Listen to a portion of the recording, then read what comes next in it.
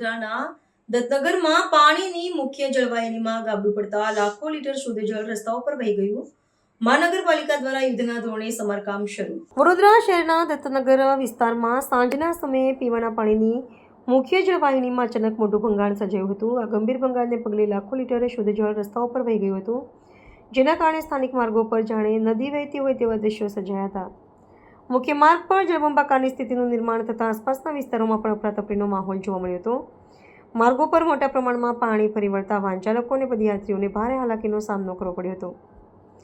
રસ્તાઓ પર પાણી ભરાઈ જવાના કારણે વાહન વ્યવહાર ખોરવાયો હતો અને સ્થાનિક રહીશોની દૈનિક અવરજવર અત્યંત મુશ્કેલ બની ગઈ હતી.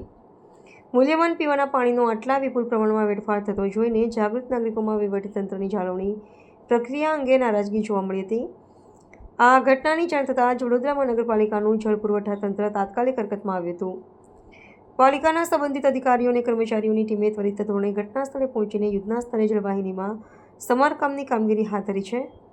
વહેલી તકે આ ભંગાણનું સમારકામ પૂર્ણ કરીને પાણીનો બગાડ અટકાવવા અને સ્થાનિક વિસ્તારમાં પીવાના પાણીનો પુરવઠો પૂર્વવત કરવા માટે વહીવટીતંત્ર દ્વારા સઘન પ્રયાસો કરવામાં આવી રહ્યા છે.